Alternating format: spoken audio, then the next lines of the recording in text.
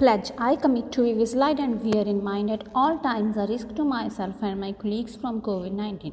I promise to take all necessary precautions that prevent the spread of this deadly virus.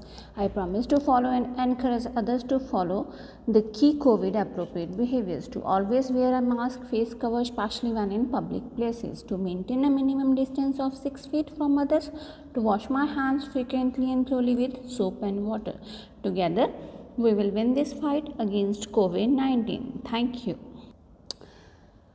Welcome to English class. Good morning to all of you. Today we will start our story. Story name is A Face in the Dark, written by Ruskin Bond. Ruskin Bond, an Indian author of British descent, is a prolific writer whose works are popular with adults and children alike. Ruskin Bond जो था वो Indian author था, British decent का prefix writer था.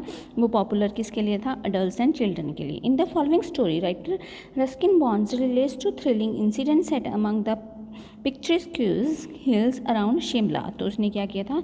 इसमें उसने जो भी इंसिडेंट हुए थे उसके शिमला में उसके बारे में डिस्क्राइब किया. Ruskin bonds fascination with the paranormal finds expression in the macabre tale. तो उसने उसमें अपने जो भी एक्सप्रेशंस फाइंड किए थे उसको डिस्क्राइब किया है. Mister Oliver, a school teacher, is on his way back to school late one night when he meets a strange young boy. The encounter fills him with the terror and he takes to his heels only to discover that there is no escape from him. Ruskin Bonds makes skillful use to all the elements of a horror story: fear, surprise, suspense and mystery, to explore humanity, to collect a fascination with the dark. तो Ruskin Bond क्या था? जो skilful use करता था elements of horror story के, fear, surprise, suspense and mystery, to explore humanity, to collective fascination के लिए जो भी वो सब कुछ डिस्क्राइब किया, जो भी यूज़ करता था इसमें उसने सब कुछ डिस्क्राइब किया. Let's start. A Face in the Dark. Mr. Oliver, an Anglo-Indian teacher, was returning to his school late one night on the outskirts of the hill station of Shimla. From being before Kipling's time, the school had been run on English public school lines, and the boys, most of them from wealthy Indian families, wore blazers, caps and ties. Life magazine, in a feature of India, had once called it an Eton of the East. Mr. Oliver had been teaching in the school for several years. तो क्या था इसमें? इस story में उसने बताया कि अ dark face के बारे में स्टोरी है that is set up a pine forest outside Shimla. तो कहाँ पे थी ये? आउटसाइड शिमला में. It revolves around mister Oliver and Anglo Indian teacher. तो किसकी आगे स्टोरी है ये? मिस्टर ऑलिवर की, जो कि एंग्लो इंडियन टीचर था. He was returning to his school late night. वो अपने स्कूल में जा रहा था लेट नाइट. तो उसने देखा कि स्कर्ट पे हिल स्टेशन शिमला की बात कर रहा था. शिमला बाज़ार was 3 miles from his school. तो जो उसका बाज़ार था वो कितनी माइल्स था? 3 miles. And he took a shortcut and was returning through the pine forest. तो उसने क्या किया? एक शॉर्टकट ले लिया वहाँ पे जाने के लिए. कहाँ से गया था वो? Through the pine forest. He carried a torch with him. उसने अपने साथ टॉर्च भी ली हुई थी.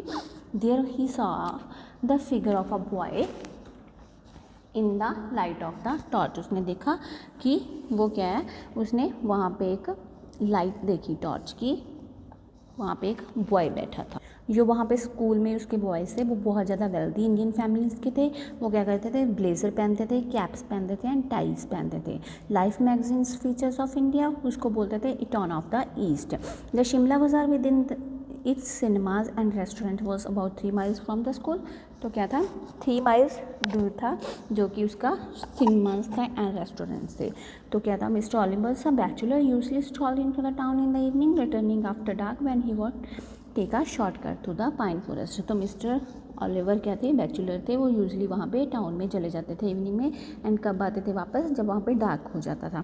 तो वहाँ से वो शॉर्टकट लेके जाते थे pine forest. When there was a strong wind the pine trees made sad eerie sound and kept most people to the main road. But Mr. Oliver was not a nervous or imaginative man. He carried a torch and its gleam, the batteries were running down, moved fitfully down the narrow forest path when is flickering light fell in the figure of a boy who was sitting alone on a rock. Mr. Oliver stopped by was not supposed to be out after dark.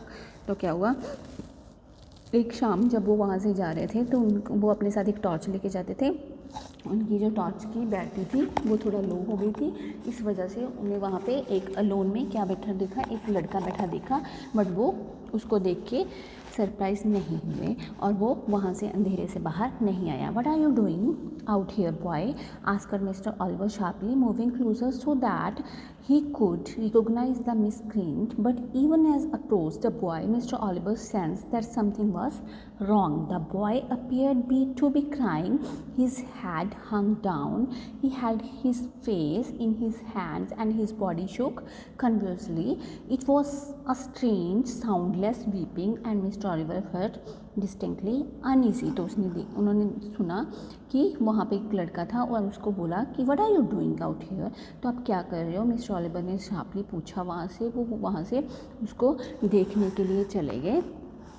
उन्होंने क्या देखा कि जो boy था वो रो रहा था. He was crying, his had hung down, उसका जो सिर था वो नीचे को था, उसने अपना फेस अपने हैंड में कवर किया हुआ था.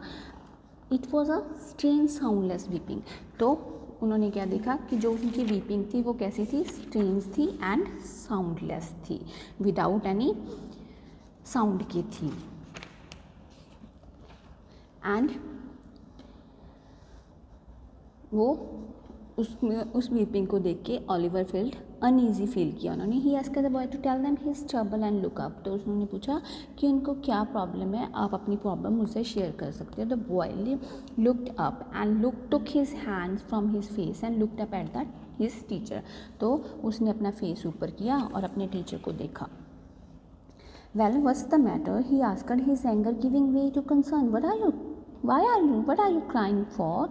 The boy would not answer or look up. His body continued to be racked with silent sobbing. Come on, boy. You shouldn't be out here at this hour. Tell me the trouble. Look up. The boy looked up. He took his hand from his face and looked up at his teacher. The light from Mr. Oliver's torch fell on the boy's face, if you could call it a face.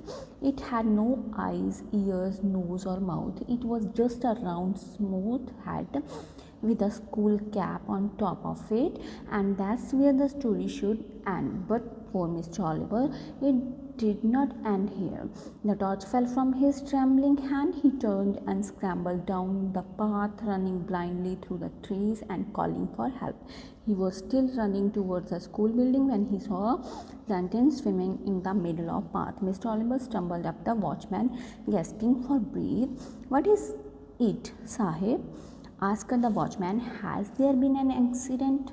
Why are you running? I saw something horrible, a boy weeping in the forest, and he had no face, Sahib, no eyes, nose, mouth, nothing. Do you mean it was like this, Sahib?